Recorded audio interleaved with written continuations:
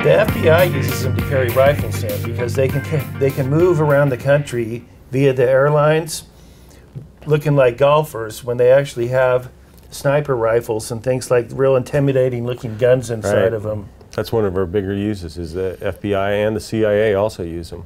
After Hurricane Katrina,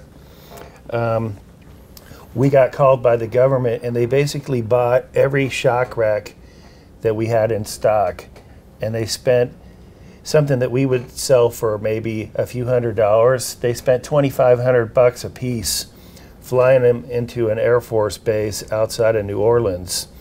And they drove them into town as far as they could go on a truck. And they would pull the things off and float them into the banks so that they could pull the servers out of the banks and install them into the rack cases. And then they would float them back to the truck.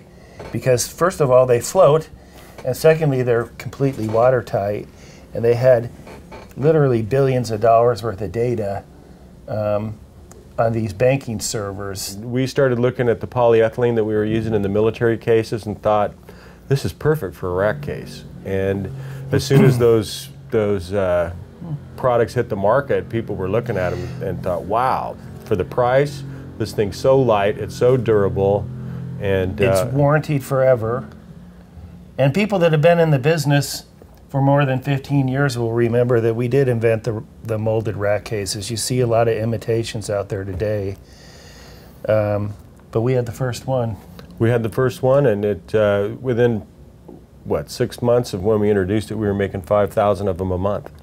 It just caught on like wildfire. And then, you know, as time progressed, that was a very successful product line. We started relaunching ourselves back into the music business in a big way. Came out with a lot of proprietary brands. We started doing rotational molding because some of the products that we wanted to make just wouldn't lend themselves to vacuum forming. They were much more complex. So rotational molding was just a natural for us. And we started getting the rotational molded rack cases and the gig rigs. That's where we take a powdered plastic, put it in a hollow mold, and spin it on 3 different axes at 800 degrees.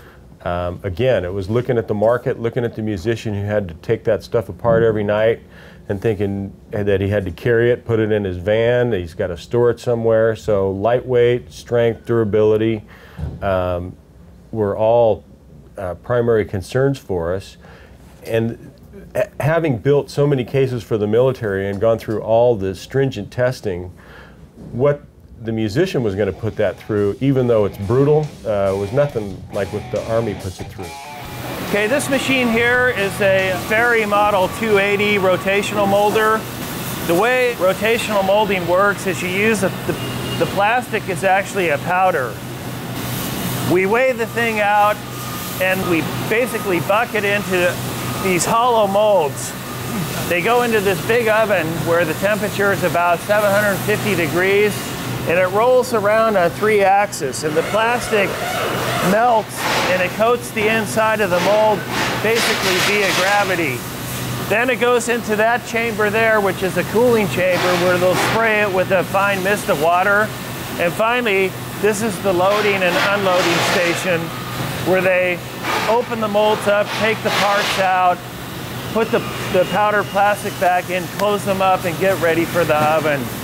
The cool thing about Rotomold is a really great way to make hollow parts, and what we at SKB have gotten really good at is making multiple piece molds that go together almost like a Chinese jigsaw puzzle, where we can accomplish the same thing that they do with a wooden case without having to cut up a bunch of pieces of wood and rivet together with angle and corner pieces and things like that. So we get this unitized structure that's extremely strong, extremely lightweight.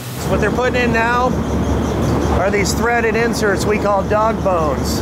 What happens is this part sets against the mold and the plastic forms around here, which locks them into place. And then we can screw the shock absorbers or fasteners or whatever we want into this thing, but they're never coming out.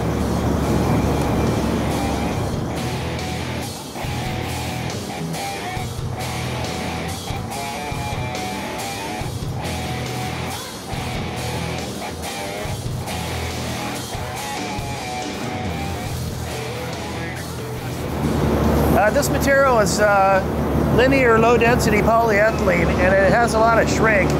After it's formed, it shrinks about 20 thousandths per inch. So what we do is we assemble the rack with the lids on it, and we put these weights on it, so as the thing shrinks, it all shrinks together so that we have a perfect fit. This is a case for LCD screens. It's a brand new product. We have two different sizes, a big one and a smaller one here. These are threaded fasteners that we mold in, and the plastic flows around these, which captures them, and then we can just shoot them in with pop rivets. If you compare it to the only other way to make something like this is to cut up a bunch of wood and rivet it all together, like the labor, the weight, and the expense. By rotomolding it, you get something that's just incredibly strong. It's one piece, it's all unitized. There's no seams or anything. And you know, it looks pretty labor intensive putting this tool together, but what you have to compare it to is how much labor would be in making a wooden case.